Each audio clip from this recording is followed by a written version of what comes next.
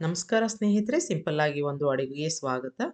ಹಬ್ಬಗಳ ಸಾಲಿಗೆ ತಂಬಿಟ್ಟು ಆರತಿ ಮಾಡಕ್ಕೆ ಇರ್ಬೋದು ಅಥವಾ ನೈವೇದ್ಯಕ್ಕೆ ಇರ್ಬೋದು, ತುಂಬ ಸುಲಭನಾಗಿ ಮಾಡುವಂಥ 3 ರೀತಿಯ ತಂಬಿಟ್ಟನ್ನ ತೋರಿಸ್ತಾ ಇದ್ದೀನಿ. ಹೊಸದಾಗಿ ಮಾಡೋರು ಕೂಡ ಆರಾಮಾಗಿ ಮಾಡ್ಬೋದು.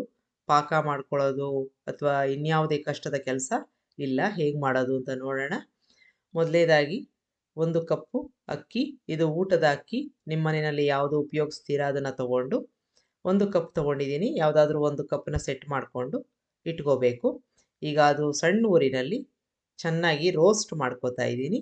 ಸ್ವಲ್ಪ ಲೈಟಾಗಿ ಅಲ್ಲೊಂದು ಇಲ್ಲೊಂದು ಅಕ್ಕಿ ಕಲರ್ ಚೇಂಜ್ ಆಗುತ್ತೆ. ಅದರ ತನಕ ಸಣ್ಣ ಊರಿನಲ್ಲಿ ಈ ರೀತಿಯಾಗಿ ಹುರ್ಕೊಂಡು ಸ್ವಿಚ್ ಆಫ್ ಮಾಡಿಕೊಂಡು ಆನಂತರ ಒಂದು ತಟ್ಟೆಗೆ ಟ್ರಾನ್ಸ್ಫರ್ ಮಾಡ್ಕೋತಾ ಇದ್ದೀನಿ.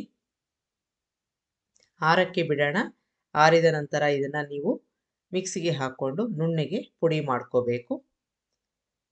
ಈಗ ಅದೇ ಪ್ಯಾನ್ಗೆ ಅರ್ಧ ಕಪ್ನಷ್ಟು ಕಡಲೆಕಾಯಿ ಬೀಜ, ಚೆನ್ನಾಗಿ ಸಿಪ್ಪೆ ಎಲ್ಲ ಬಿಡಬೇಕು, ಗರ್ಗರಿಯಾಗಿ ಆಗಬೇಕು. ಹಾಗಾಗಿ ಸಣ್ಣ ಊರಿನಲ್ಲಿ ಹುರ್ಕೋಬೇಕು. ಈ ಮೊದಲೇ ರೀತಿಯ ತಂಬಿಟ್ಟನ್ನ ತೋರಿಸ್ತಾ ಇದ್ದೀನಿ. ಈಗ ಸಿಪ್ಪೆ ಎಲ್ಲ ಬಿಟ್ಕೊಂಡಿದೆ, ಚೆನ್ನಾಗಿ ಗರ್ಗರಿಯಾಗಿದೆ ಅಂತ ಆದರೆ ಇದನ್ನು ಒಂದು ಬಟ್ಲಿಗೆ ತೆಕ್ಕೊಂಬಿಡೋಣ. ಮತ್ತು ಅದೇ ಪ್ಯಾನ್ಗೆ ಅದೇ ಕಪ್ಪಲ್ಲಿ ಅರ್ಧ ಕಪ್ನಷ್ಟು ಹುರ್ಗಡಲೆ. ಇದು 2 ಅಥವಾ 3 ನಿಮಿಷ ಆದರೆ ಸಾಕು. ಚೆನ್ನಾಗಿ ಗರ್ಗರಿಯಾಗಿದೆ ಅಂತ ಆದರೆ ಅದನ್ನು ಕೂಡ ತೆಕ್ಕೊಂಬಿಡಬೇಕು. ಈಗ ಆಗಿದೆ, ಇದು ತೆಕ್ಕೋತಾ ಇದ್ದೀನಿ. ಈಗ ಮತ್ತೆ ಅದೇ ಪ್ಯಾನ್ಗೆ 1 ಟೇಬಲ್ ಸ್ಪೂನಷ್ಟು ಬಿಳಿ ಎಳ್ಳನ್ನು ಹಾಕ್ಕೊಂಡು ಚೆನ್ನಾಗಿ ಚಟಪಟ ಅನ್ನೋ ತನಕ ಹುರ್ಕೋಬೇಕು. ಹಸಿ ವಾಸನೆ ಇದ್ಬಿಟ್ರೆ ಚೆನ್ನಾಗಿರಲ್ಲ, ಹಾಗಾಗಿ ಹುರ್ಕೊಳ್ಳೋದು ತುಂಬ ಮುಖ್ಯ. ಈಗ ಚೆನ್ನಾಗಿ ಚಟಪಟ ಅಂದಿದೆ, ಅದನ್ನು ಕೂಡ ತೆಕ್ಕೋತಾ ಇದ್ದೀನಿ. ಈಗ ಕೊನೆಯದಾಗಿ ಅರ್ಧ ಕಪ್ನಷ್ಟು ಒಣ ಕೊಬ್ಬರಿನ ತುರ್ಕೊಂಡಿರೋ ಅಂಥದ್ದನ್ನು ಸ್ವಲ್ಪ ಲೈಟಾಗಿ ಬಿಸಿ ಮಾಡ್ಕೊಳ್ಳೋಣ. ಪ್ಯಾನು ಬಿಸಿ ಇದೆ, ಅಷ್ಟೇ ಸಾಕಾಗುತ್ತೆ. ಹೀಗಾಗಿದೆ, ತೆಕ್ಕೋತಾ ಇದ್ದೀನಿ. ಈಗ ಹುರ್ಕೊಂಡಿದ್ದ ಕೆಲಸ ಎಲ್ಲ ಆಯಿತು. ಇನ್ನು ಮುಂದೆ ಮಿಕ್ಸಿಗೆ ಹಾಕ್ಕೋಬೇಕು. ಈಗ ಮೊದಲನೇದಾಗಿ ಹುರ್ಗಡಲೆ, ಕಡಲೆಕಾಯಿ ಬೀಜ ಸಿಪ್ಪೆ ತೆಗೆದುಕೊಂಡು ಇಟ್ಕೊಂಡಿದ್ದೀನಿ, ಅದನ್ನು ಹಾಕ್ಕೊಂಡು ಸ್ವಲ್ಪ ತರ್ತರಿಯಾಗಿ ಪುಡಿ ಮಾಡ್ಕೋಬೇಕು. ಈಗ ಒಂದು ಪಾತ್ರೆಗೆ ಹಾಕ್ಕೊಂಡಿದ್ದೀನಿ. ಎಳ್ಳನ್ನು ಹಾಕ್ಕೋತಾ ಇದ್ದೀನಿ, ಕೊಬ್ಬರಿನ ಹಾಕ್ಕೋತಾ ಇದ್ದೀನಿ. ಈಗ ಅಕ್ಕಿನ ಹಾಕ್ಕೊಂಡು ಪದೇ ಪದೇ ಮಿಕ್ಸಿಗೆ ಹಾಕ್ಕೊಂಡು ನುಣ್ಣಗೆ ಮಾಡ್ಕೋಬೇಕು. ಅದ್ರ ಜೊತೆಗೆ 3 ಏಲಕ್ಕಿ ಹಾಕ್ಕೊಂಡಿದ್ದೀನಿ. ನುಣ್ಣಗೆ ಮಾಡ್ಕೋಬೇಕು. ಅಕಸ್ಮಾತಾಗಿ ಸ್ವಲ್ಪ ದಪ್ಪ ಇದ್ರೂ ಜರಡಿ ಹಿಡ್ಕೋಬೇಕು. ಹಾಗಾಗಿ ಹಿಟ್ಟು ತುಂಬ ನುಣ್ಣಗೆ ಇರೋದು ಮುಖ್ಯ. ಈಗ ಇದನ್ನು ನಾನು ಜರಡಿ ಆಡ್ಕೋತಾ ಇದ್ದೀನಿ. ಮತ್ತೆ ಅಕಸ್ಮಾತಾಗಿ ಉಳಿದ್ರೆ ಅದನ್ನು ನೀವು ತಿರ್ಗಾ ಮಿಕ್ಸಿಗೆ ಹಾಕ್ಕೊಂಡು ಮಾಡ್ಕೋಬೇಕು. 2 ಸ್ಪೂನಷ್ಟು ಕರಗಿಸಿರೋ ತುಪ್ಪ ಹಾಕ್ಕೊಂಡು ಚೆನ್ನಾಗಿ ಮಿಕ್ಸ್ ಮಾಡ್ಕೋತಾ ಇದ್ದೀನಿ. ಈಗ ಎಲ್ಲವನ್ನು ಚೆನ್ನಾಗಿ ಮಿಕ್ಸ್ ಮಾಡ್ಕೊಂಬಿಡೋಣ. ತುಪ್ಪ ನಾವು ಹಾಕಿರೋದು ಎಲ್ಲ ಕಡೆ ಹರಡ್ಕೋಬೇಕು, ಹಾಗಾಗಿ ಸ್ವಲ್ಪ ಕೈಯಲ್ಲಿ ಮಿಕ್ಸ್ ಮಾಡಿಕೊಂಡ್ರೆ ಒಳ್ಳೆಯದು. ಈಗ ಇವೆಲ್ಲ ತಯಾರಿ ಮಾಡ್ಕೊಂಡಾದಮೇಲೆ ಬೆಲ್ಲನ ಕರಗಿಸ್ಕೊಳ್ಳೋಣ. ಅದೇ ಕಪ್ಪಲ್ಲಿ 1.5 ಕಪ್ನಷ್ಟು ಹಾಕ್ಕೊಂಡಿದ್ದೀನಿ. ಇಷ್ಟು ಸಿಹಿ ಸಾಕಾಗುತ್ತೆ. ಅದಕ್ಕೆ ಸ್ವಲ್ಪ ನೀರು, ಅಂದರೆ ಅರ್ಧ ಕಪ್ನಷ್ಟು ಅಥವಾ ಅದಕ್ಕಿಂತ ಕಡಿಮೆ ಬೇಕಾದರೂ ಹಾಕ್ಕೋಬೋದು. ಬೆಲ್ಲನ ಕರಗಿಸ್ಕೋತಾ ಇದ್ದೀನಿ. ಸ್ವಲ್ಪ ಅದರಲ್ಲಿ ಏನಾದರೂ ಇಂಪ್ಯೂರಿಟೀಸ್ ಇದ್ದರೆ ಹೊಟ್ಟೋಗುತ್ತೆ, ಹಾಗಾಗಿ ಇದನ್ನು ಕರಗಿಸ್ಕೋತಾ ಇದ್ದೀನಿ. ಚೆನ್ನಾಗಿ ಕುದಿಸ್ಕೊಳ್ಳೋಣ. ಒಂದು 2ರಿಂದ 3 ನಿಮಿಷ ಕುದಿಸ್ಕೋಬೇಕು. ಈಗ ಕರಗಿಸ್ಕೊಂಡು ಕುದಿಸ್ಕೊಂಡಿರೋ ಅಂಥದ್ದು ಪಾಕ ತೆಕ್ಕೊಂಡಿಲ್ಲ, ಅದನ್ನು ನಾನು ಈ ಮಿಶ್ರಣಕ್ಕೆ ಹಾಕ್ಕೋತಾ ಇದ್ದೀನಿ. ಚೆನ್ನಾಗಿ ಮಿಕ್ಸ್ ಮಾಡ್ಕೊಳ್ಳೋಣ. ಈಗ ಈ ಬೆಲ್ಲದ ನೀರು ಇದೆಯಲ್ಲ, ಅದು ತುಂಬ ಬಿಸಿಯಾಗಿರುತ್ತೆ, ಹಾಗಾಗಿ ಸ್ವಲ್ಪ ಆರಬೇಕು. ಈಗ ಚೆನ್ನಾಗಿ ಮಿಕ್ಸ್ ಆದಮೇಲೆ ಈ ರೀತಿಯಾಗಿ ಆಗುತ್ತೆ.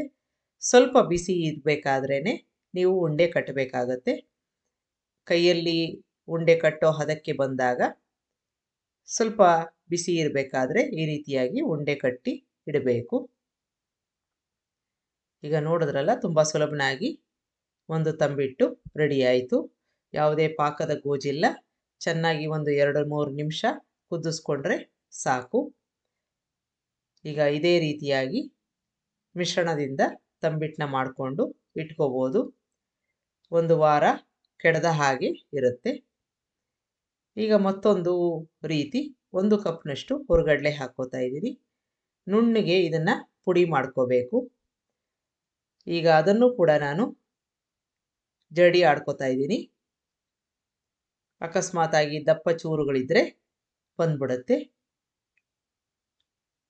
ಈಗ ಮತ್ತೆ ಮಿಕ್ಸಿಗೆ ಹಾಕ್ಕೊಂಡು, ಅಕಸ್ಮಾತಾಗಿ ದಪ್ಪ ಚೂರುಗಳಿದ್ದಲ್ಲಿ ಅದನ್ನು ಮಿಕ್ಸಿಗೆ ಹಾಕ್ಕೊಂಡು, ಅದ್ರ ಜೊತೆಗೆ ನಾವು ಏಲಕ್ಕಿನ ಹಾಕ್ಕೋಬೇಕು. ಈಗ ಈ ರೀತಿಯಾಗಿ ದಪ್ಪ ಚೂರಿದೆ.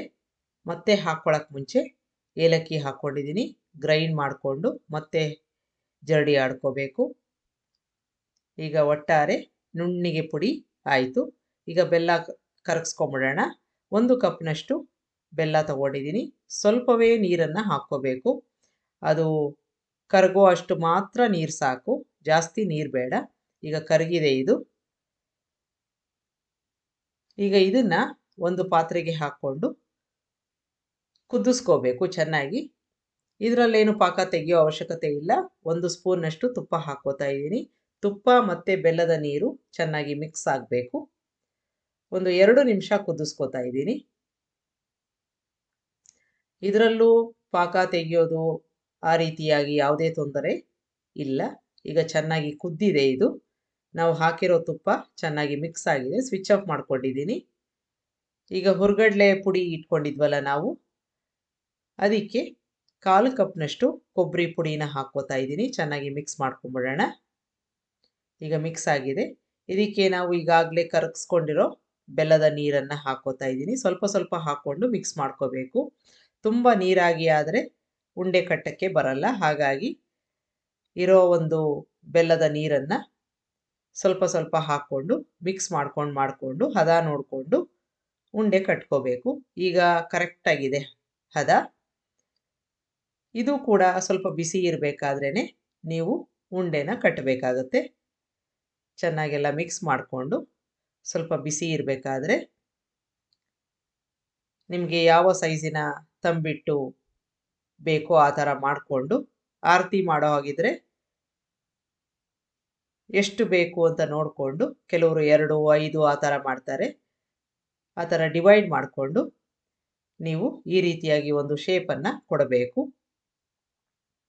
ಈ ಥರ ಮಾಡಿದಾಗ ಅಲ್ಲಿ ಒಂದು ಹಳ್ಳದಲ್ಲಿ ಬತ್ತಿ ಇಟ್ಟು, ಅಂದರೆ ತುಪ್ಪ ದೀಪ ಹಚ್ಚಕ್ಕೆ ಅನುಕೂಲವಾಗುವಂಥ ಈ ರೀತಿಯಾಗಿ ಹಣತೆ ರೀತಿಯಲ್ಲಿ ಮಾಡ್ಕೋಬೋದು. ಬೇಡದೆ ಹೋದರೆ ಗುಂಡನೆಯ ಶೇಪನ್ನು ಕೊಟ್ಕೋಬೋದು. ಇದೇ ರೀತಿ ಉಳಿದ ಮಿಶ್ರಣದಿಂದ ತಂಬಿಟ್ಟನ್ನು ಮಾಡ್ಕೋಬೋದು. ಈಗ ಎಲ್ಲವೂ ಆಗಿದೆ. ಇದನ್ನು ದೇವರಿಗೆ ಆರತಿಗೆ ನೀವು ಮಾಡ್ಕೋಬೋದು. ಇನ್ನು ಮುಂದಿಂದು ತುಂಬ ಸುಲಭನಾಗಿರುವಂಥದ್ದು, 1/4 ಕಪ್ನಷ್ಟು ಬೆಲ್ಲ ಹಾಕ್ಕೊಂಡಿದ್ದೀನಿ. ಇದು ಮುಳುಗುವಷ್ಟು ಮಾತ್ರ ನೀರನ್ನು ಹಾಕ್ಕೋಬೇಕು. ಈಗ ಬೆಲ್ಲ ಚೆನ್ನಾಗಿ ಕರಗಿದೆ. ಇದರಲ್ಲೂ ಕೂಡ ಅಕಸ್ಮಾತಾಗಿ ಇಂಪ್ಯೂರಿಟೀಸ್ ಇದ್ದರೆ ಅದನ್ನು ತೆಕ್ಕೊಂಬಿಡಬೇಕು. ಹಾಗಾಗಿ ಒಂದು ಪಾತ್ರೆಗೆ ನಾನು ಶೋಧಿಸ್ಕೋತಾ ಇದ್ದೀನಿ. ಈಗ ಈ ಬೆಲ್ಲದ ನೀರು ರೆಡಿಯಾಗಿದೆ. ಇದಕ್ಕೆ 1 ಕಪ್ನಷ್ಟು ನಾರ್ಮಲ್ ಅಕ್ಕಿ ಹಿಟ್ಟು, ಅಂದರೆ ಅಂಗಡಿಯಿಂದ ತರ್ತೀವಲ್ಲ ಅದನ್ನು ಹಾಕ್ಕೋತಾ ಇದ್ದೀನಿ. ಇದನ್ನು ನೀವು ನಾರ್ಮಲ್ ಆಗಿ ಅಂಗಡಿಯಿಂದ ತಂದು ರೊಟ್ಟಿಗೆ ಅಥವಾ ಯಾವುದಕ್ಕಾದರೂ ಮಾಡ್ಕೋತೀರಾ, ಇಲ್ಲ ಮಿಲ್ಲಲ್ಲಿ ಹಾಕ್ಸ್ಕೊಂಡಿರೋವಂಥದ್ದು ಅಕ್ಕಿ ಹಿಟ್ಟಾದರೂ ನಡೆಯುತ್ತೆ. ಈಗ ಸಣ್ಣ ಊರಿನಲ್ಲಿ ಬೆಲ್ಲದ ನೀರಲ್ಲಿ ಈ ಅಕ್ಕಿ ಹಿಟ್ಟು ಚೆನ್ನಾಗಿ ಮಿಕ್ಸ್ ಆಗಬೇಕು. ಎಲ್ಲೂ ಗಂಟುಗಳಾಗಬಾರ್ದು. ಹಾಗಾಗಿ ಚೆನ್ನಾಗಿ ಕೈ ಆಡಿಸ್ಕೋಬೇಕು. ನೋಡಿ, ಈ ರೀತಿಯಾಗಿ ಒಂದು ಹಲ್ವಾ ಥರ ಕಾಣಿಸುತ್ತೆ. ಕ್ರಮೇಣ ಗಟ್ಟಿ ಆಗ್ತಾ ಬರುತ್ತೆ. ಇದಕ್ಕೆ 1/4 ಸ್ಪೂನ್ನಷ್ಟು ತುಪ್ಪನ ಹಾಕ್ಕೊಂಡಿದ್ದೀನಿ. ಅದನ್ನು ಸೇರಿಸ್ಕೊಂಡು ಚೆನ್ನಾಗಿ ಮಿಕ್ಸ್ ಮಾಡ್ಕೋಬೇಕು. ಈಗ ನೋಡಿ, ತುಂಬ ಸ್ಮೂತ್ ಆಗಿದೆ ಪೇಸ್ಟು. ಇದಕ್ಕೆ 1/4 ಕಪ್ನಷ್ಟು ಕೊಬ್ಬರಿ ಮಿಕ್ಸ್ ಮಾಡ್ಕೊಂಬಿಡೋಣ. ತಳ ಹತ್ತೋ ಚಾನ್ಸಸ್ ಇರುತ್ತೆ. ಹಾಗಾಗಿ ಕೈ ಬಿಡದ ಹಾಗೆ ಮಿಕ್ಸ್ ಮಾಡ್ಕೋಬೇಕು. ಈಗ ಸೈಡ್ ಎಲ್ಲ ಬಿಟ್ಟಿದೆ, ಪೂರ್ತಿ ಗಟ್ಟಿಯಾಗಿದೆ. ಈ ಹದಕ್ಕೆ ಬರಬೇಕು. ಕರೆಕ್ಟಾಗಿದೆ. ಹೆಚ್ಚು ತುಪ್ಪ ಹಾಕೋ ಅವಶ್ಯಕತೆ ಇಲ್ಲ. ಈಗ ಹದ ಕರೆಕ್ಟಾಗಿದೆ. ಸ್ವಿಚ್ ಆಫ್ ಮಾಡ್ಕೊಳ್ಳೋಣ. ಇದಕ್ಕೆ ಕೊನೆಯದಾಗಿ ಏಲಕ್ಕಿ ಪುಡಿ ಹಾಕೋತಾ ಇದ್ದೀನಿ. ಅದನ್ನು ಸೇರಿಸ್ಕೊಂಡು ಚೆನ್ನಾಗಿ ಮಿಕ್ಸ್ ಮಾಡಿಕೊಂಡು ಸ್ವಲ್ಪ ಆರಿದ ಮೇಲೆ ಉಂಡೆನ ಕಟ್ಕೋಬೇಕು. ತುಂಬ ರುಚಿಯಾಗಿರುತ್ತೆ. ತುಂಬ ಸರಳ ಕೂಡ. ಒಂದು 10 ಅಥವಾ 15 ನಿಮಿಷದಲ್ಲಿ ತಯಾರಾಗುವಂಥದ್ದು. ಈಗ ಮಿಕ್ಸ್ ಮಾಡ್ಕೊಂಡಿದ್ದೀನಿ. ಸ್ವಲ್ಪ ಆರಿದ ಮೇಲೆ ನಿಮಗೆ ಯಾವ ಸೈಜಿನ ತಂಬಿಟ್ಟು ಬೇಕೋ ಆ ರೀತಿಯಾಗಿ ಉಂಡೆಗಳನ್ನು ಮಾಡ್ಕೊಳ್ಳೋ ಅಂಥದ್ದು. ರುಚಿ ಕೂಡ ತುಂಬ ಚೆನ್ನಾಗಿರುತ್ತೆ. ದಿಢೀರಂತ ಆಗುತ್ತೆ. ಯಾವುದೇ ಕಷ್ಟವಿಲ್ಲದೆ ಒಂದ್ಸಲ ಮಾಡಿ ನೋಡಿ. ಈಗ ಎಲ್ಲವೂ ರೆಡಿಯಾಗಿದೆ.